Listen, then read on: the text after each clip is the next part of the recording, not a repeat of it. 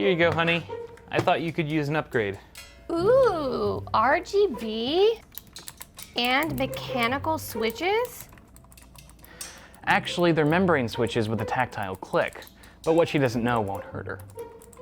Honey, you must have spent a fortune. Not even close. I'm not even mad at you for forgetting our anniversary yesterday. It's true, I did forget our anniversary, but I more than made up for it last night.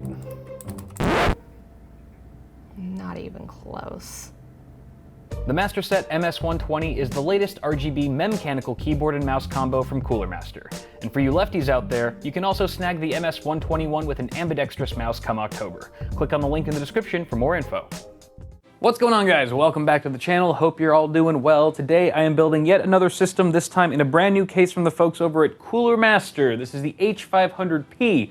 And as a lot of you guys already know, this is sort of a throwback to the original half-series cases from the same brand that were super popular back in the day around the 2010s, early 2010s era. Actually, when I first started getting into PC builds, back then, they were all the rage. Half is, of course, standing for high airflow, and that's sort of the philosophy behind these cases, is pushing and moving a lot of air through the chassis in order to cool the components effectively without necessarily the use of any sort of liquid. So that's kind of cool. We're going to be taking a look at this brand new guy today. Very excited to be testing it out. Actually, we won't be doing any hard testing, but I will be doing, like I said, a physical build inside of it and letting you guys know as I'm building in real time what's working for me and what's not, as usual.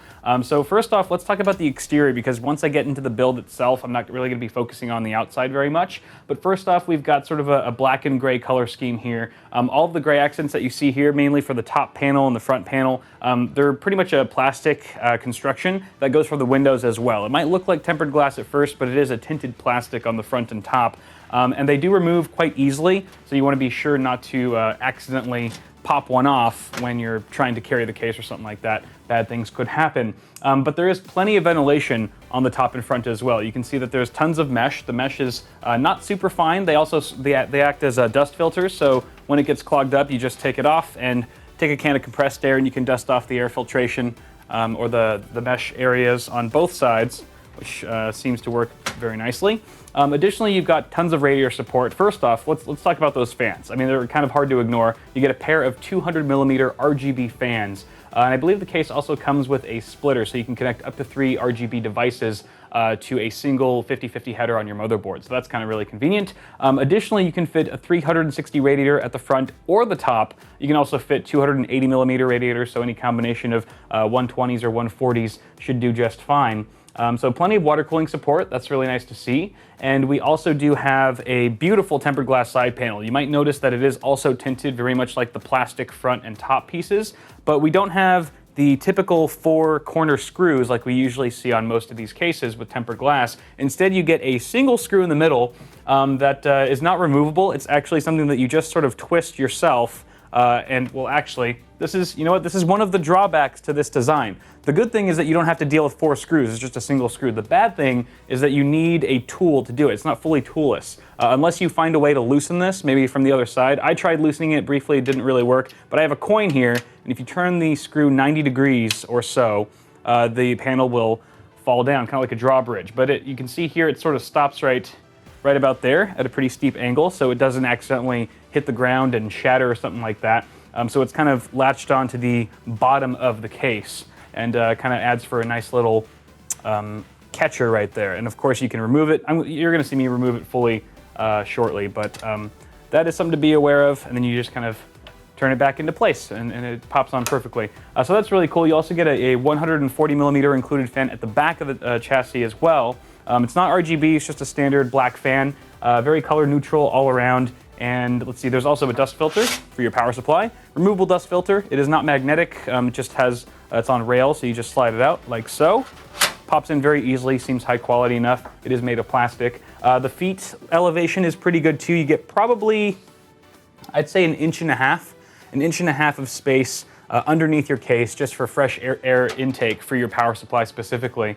So that's also nice to see. Nothing really on the other side of the case, it's just a regular black steel side panel.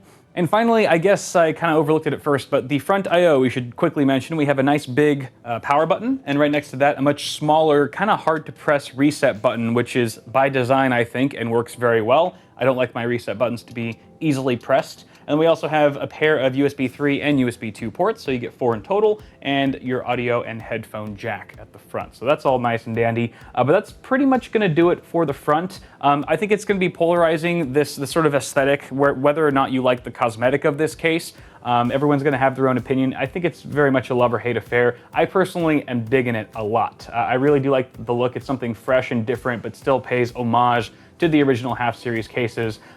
Again, my one critique, or my few critiques of the outside so far, is just how easily these panels come off with almost no resistance at all, and the fact that they are fully plastic. Not that I'm gonna knock plastic 100%, but I would have liked to see, for the MSRP of $149.99 US, maybe some aluminum integration or some metallic materials being used instead of fully plastic would have been the cherry on top IMO. But without further ado, guys, let's go ahead and jump into the interior of the case and start with our assembly of a full, I think we're doing a Ryzen build. We're doing a Ryzen and GeForce GTX 1080 Ti system for today. So let's get building and see what this case has to offer.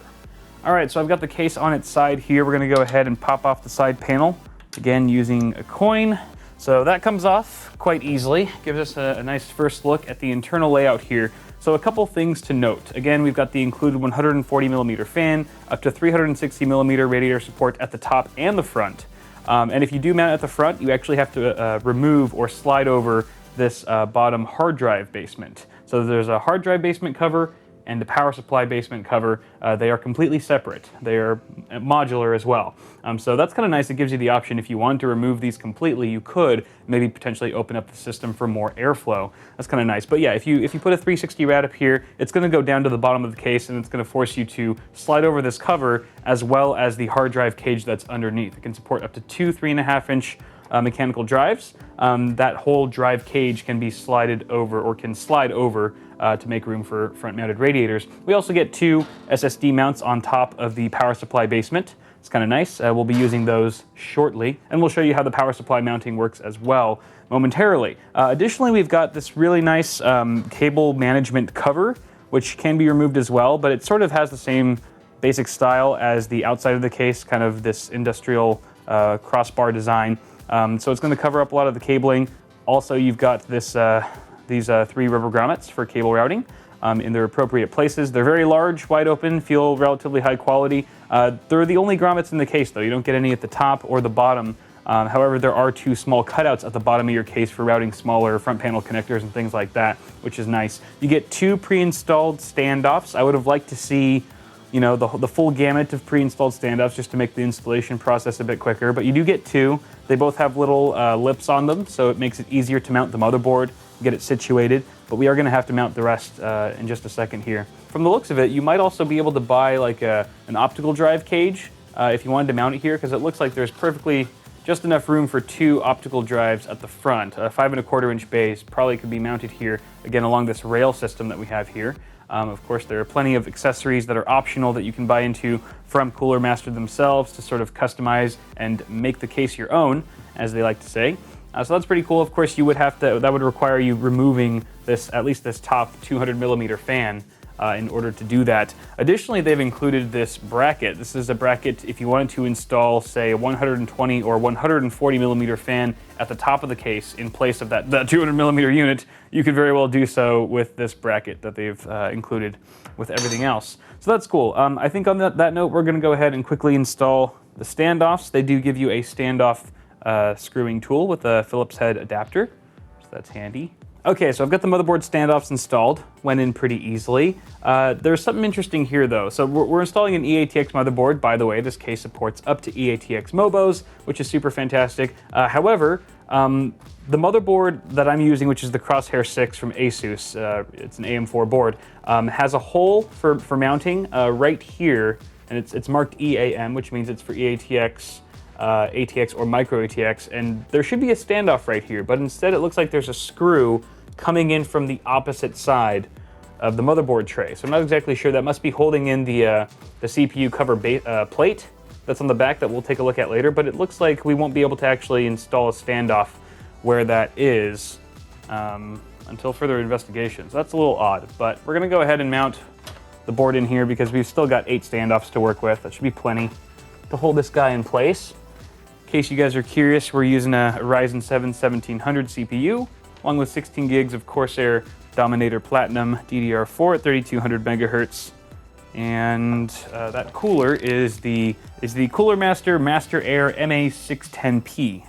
Quite a mouthful. So the motherboard is now installed. You'll notice that with EATX motherboards, they actually cover up half of the rubber grommets. So only about 50% of these grommets are showing now. You could still probably try to scrape by and get the cables in there. I don't know about the 24-pin ATX. It's kind of thick for how much clearance is left here, but at the very least, we should be able to route them behind the cable routing wall that's right here. And it should still mask the excess cabling pretty well, but we'll see. All right, so I've got the case back right side up. At this point, we can go ahead and start installing our one SSD. We've got a 960 gig HyperX Savage from good old Kingston. So we're gonna use, I think I wanna use one of these guys. We're gonna use one of the SSD trays that's on top of the power supply shroud. So it removes very easily with just a single thumb screw. It is a textured thumb screw. It makes it very easy to twist. However, straight from the factory, right out of the box, you are gonna need a Phillips head screwdriver to help you with that. They are pretty tight when you first get the case. And the way this sort of works is you just slot the SSD in, like so. And it's kind of an incognito mounting solution because you can't really see the SSD once it's installed, which is either gonna be loved or hated by fans everywhere, by builders everywhere, because some people really wanna show off their SSDs. That's part of the fun. Other people, you know, buy really ugly SSDs and want to hide it for all intents and purposes. I think it's good. I think it's a good thing that they're kind of blacking it out and that it's more covert. I actually kind of like that blacked out theme. So we're gonna just screw this SSD in with 4 screws. All right, so we've got the SSD installed into the little tray here. SATA ports are facing towards the motherboard. Towards the back of the case. We have a very large cutout on the power supply basement, it seems, to route any SATA power and data cables to your drives, which is pretty sweet. And then let's go ahead and slot that guy right back in and just screw in the thumb screw. Voila, SSD installation complete, apart from the 2 cables that we need to connect to it still. Okay, so if we want to install our power supply now, we obviously have to remove the power supply shroud that's right here because there's just not enough clearance behind the motherboard tray to get the power supply in that way, nor is there any option of you inserting it from behind the case. So in order to remove this power supply shroud, however, you first have to remove the hard drive shroud that's towards the front of the case. That's because the hard drive shroud is slightly overlapping. You can kind of see it's sort of overlapping the power supply shroud. Which is an interesting move because now we have to remove this guy. But it gets even better. Before we can remove the hard drive shroud, we have to remove the cable management cover that's behind the tray, behind the motherboard tray. So we actually have to remove this guy to even access or to remove the hard drive tray. So not the most convenient, kind of an interesting design choice, especially because there's no tempered glass on this side panel, guys. Remember, it's just a regular piece of sheet metal, so when all is said and done, and you're done with your build, you can't even see this side of the case anyway. All your cables are masked in the very end, so I'm not exactly sure why you need a cover underneath another cover, especially if that is gonna make the power supply installation more difficult. Seems a bit counterintuitive to me. But I don't know, maybe you guys have some of your own opinions that you can formulate in the comments below about this interesting add-on to the back side of the case. So we've got these 2 screws that hold the cable management cover in place. It kind of swings out like this. It's just on some hinges, just removes like so. Steel construction, very sturdy. It'll be good for at least sturdy when clamping down your cables. You can see some front panel connectors here. And that'll give us access to, not that screw, this screw right here. There's 1 screw at the back. This is one of the screws, one of the 2 screws that's holding in that hard drive cover, that hard drive basement cover. If I flip the case around, boom, we can now draw our attention to the bottom of the case here. There's a screw, there's that 2nd screw holding in the hard drive cage, hard drive cover, I should say. And that screw is not magnetic, So it did not come along with me, but that pops out just like so. And here you can sort of see what I was talking about earlier. We've got the hard drive cage that has 2 trays for mechanical drives.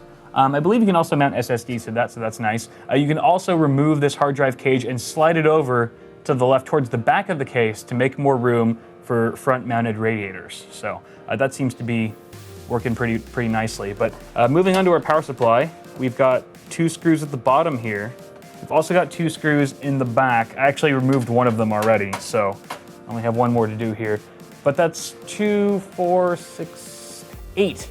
We had to remove 8 screws just to start mounting our power supply. So I don't know, that's not gonna bother some of you. I think it's a little much for me. A little much for my taste. Oh, let's make that 9 screws because there's also 1 screw behind the motherboard tray. 1 last screw holding in that power supply shroud. Now we should be able to remove the shroud without issue. There we go. All right, now we've got a nice open area to install our power supply. So give me one moment, I will BRB. All right, power supply is going in. We've got a 650 watt G2 from good old EVGA. Slot that in like so. Also gonna take all the cables with me and pull them through the back of the case.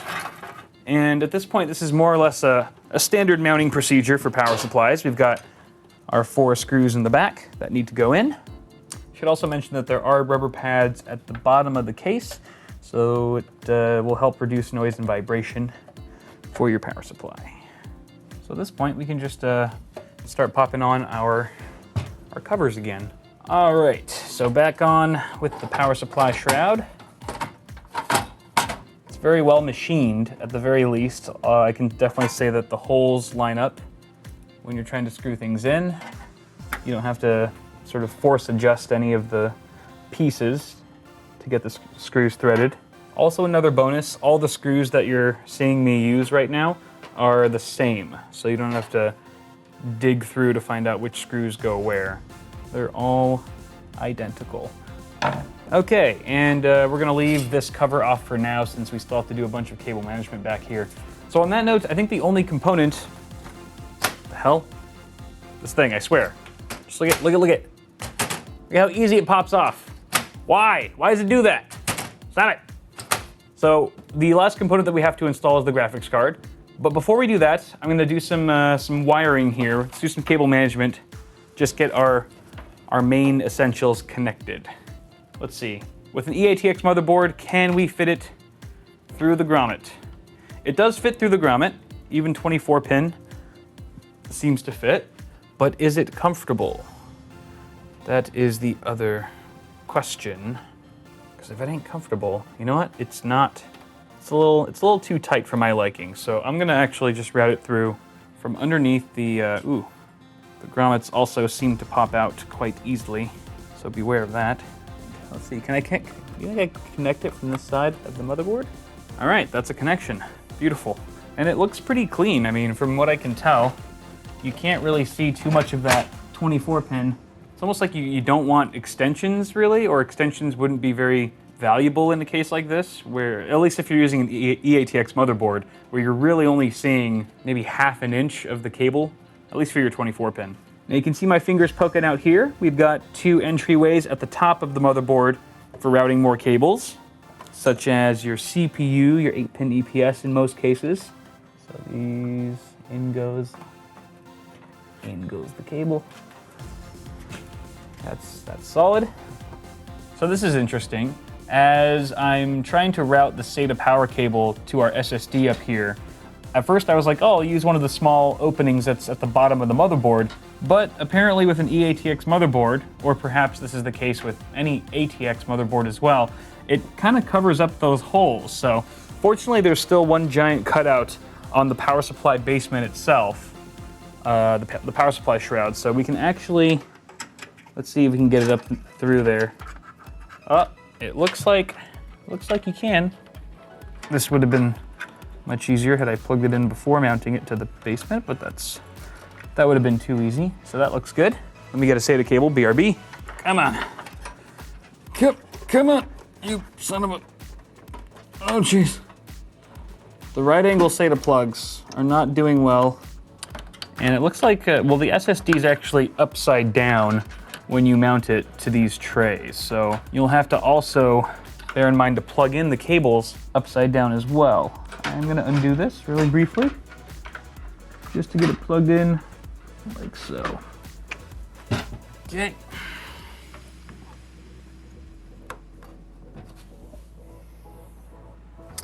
Okay, SSD is now fully installed. All right, GPU installation. You get a couple options here in the H500P.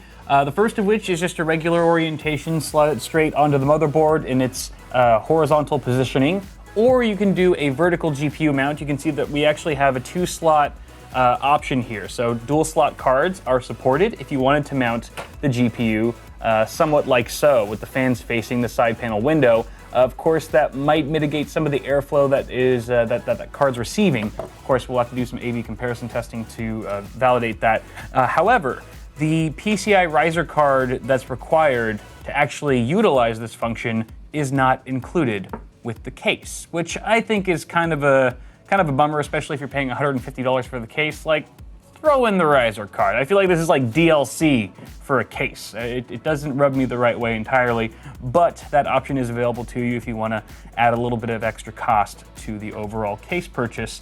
For now, since we don't have that accessory, we're going to be mounting it the old pleb way, going traditional. So pretty basic here. We do get some screws. They are not thumb screws for some odd reason. I don't understand why.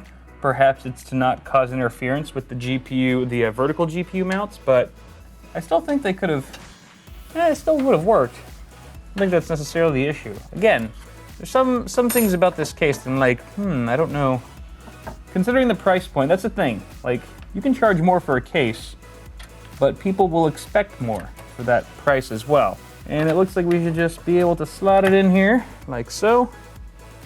Aha! As you can see, I've also routed my my PCIe cables through one of the grommets there towards the bottom. We only have a 6-pin and an 8-pin. We actually need 2 8-pin plugs for our GTX 1080 Ti here. It's an EVGA ICX for the Win 3, a very high-end card. But we are short 1 VGA cable, so excuse me one moment. GPU installed. So at this point, I say we dive into some cable management. I've already started a little bit at the back. As you can see, it's not a complete disaster, but we've got plenty of options here. There's lots of tie-down points. You can see that we've got several at the top, going down on the right side of the grommet. There's even a couple in between, and definitely some above the power supply as well. There's also this cover here, this cover for your CPU plate. So if you just want to mask off the back plate of your motherboard and your CPU cooler, you can do so. Of course, this is removable, so if you don't like it here, if you want additional room for cable management, not that much cabling happens in this area behind the motherboard tray anyway, but if you did, you could remove it and leave it removed for your build. It's totally up to you. Additionally, I just learned that I made a mistake earlier. I mentioned that these 2 holes right here were cable routing holes, when in fact they are not. They're actually grooves, so that if you wanted to reposition one of the SSD trays to the back of your case, behind the motherboard tray, you could do so. And that's why we have these 2 threaded holes here, is that you can actually mount those 2 SSDs behind your motherboard if you so choose. So forgive me, Cooler Master and viewers, these are not, it's not the fact that your cable, that your motherboard is covering up these holes for cable routing. They are in fact meant for the SSDs. So that's been cleared up, that's good. Let's proceed to tying these guys down. Of course, we have the power supply basement and hard drive basement to help us stash any excess cabling down below, out of sight and out of mind. So I've got our RGB fans at the front of the case already connected to this 3-device splitter. And we actually have room for a 3rd one if we wanted to connect one, but we actually don't. We're actually good with just the 2. So I'm going to connect the end of that to a 50/50 header on our motherboard. And we've just got a ton of cables here that we can start zip tying. I should also mention you get a ton of cable management specifically in this region right behind the cable cover here, you get probably about 1 inch to 1.5 inches of cable routing space. Definitely 1.5 inches. There's a lot of space back here, very generous. Now, I'm curious if there's going to be any cable interference here. So it looks like there's just barely enough space between the motherboard tray and this cable cover for small, like fan-sized cables to fit through. So they don't all have to be routed 100% above or below the cable routing tray.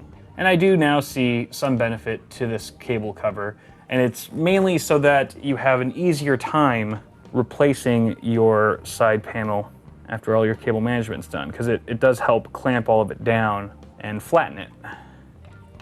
These screws aren't magnetic enough. Here we go.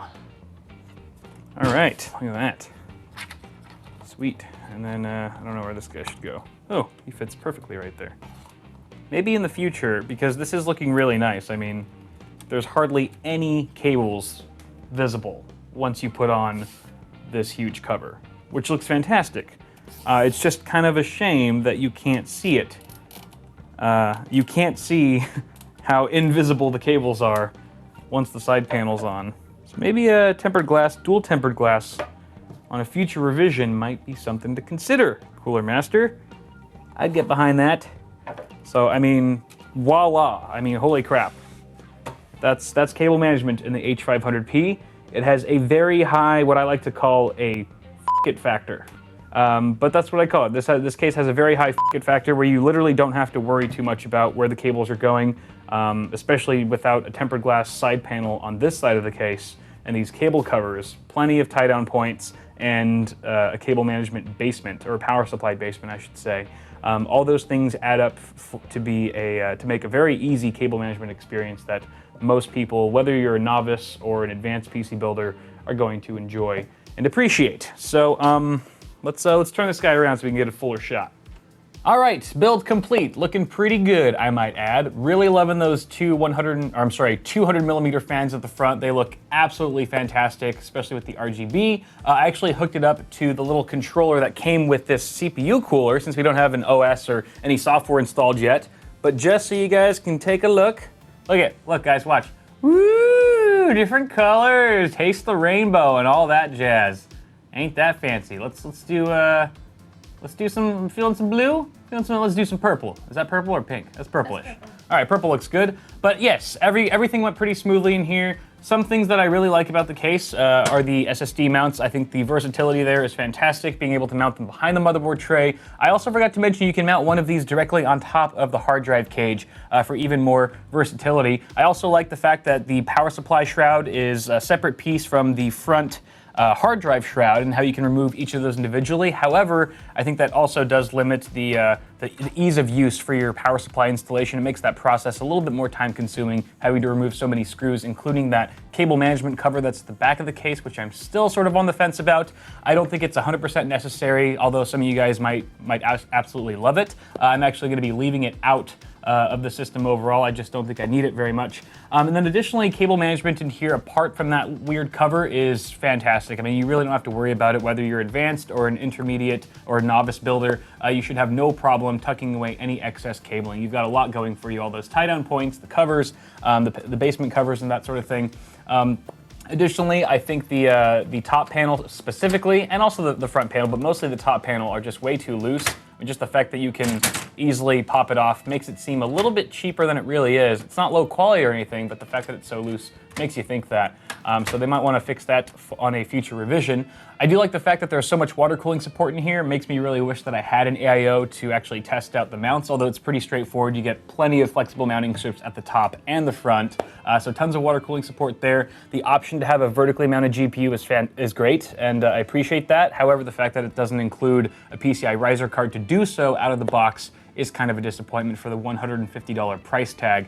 And since the original half series of cases came out back in the day, $100 cases have come a long way. And for $100, you can get pretty much 80 to 85% of the features that you're getting with the H500P. So whether or not that additional $50 is worth that 15% of added features is 100% up to you. At the end of the day, you're gonna have to determine whether or not it is worth the added cost. But overall, I like the case. I think it's a great buy. I also really enjoy the way it looks. That's gonna be a huge subjective thing. If you don't like the way it looks, then that's a pretty easy decision for you guys there. But overall, let me know what you think in the comments below. And that's pretty much gonna do it for now. Thank you so much for watching. Be sure to toss me a like on the video if you enjoyed it. And be sure to subscribe to the channel for more tech stuff coming at you really soon. As always, I'm Kyle Bitwit, and I will see you guys in the next video.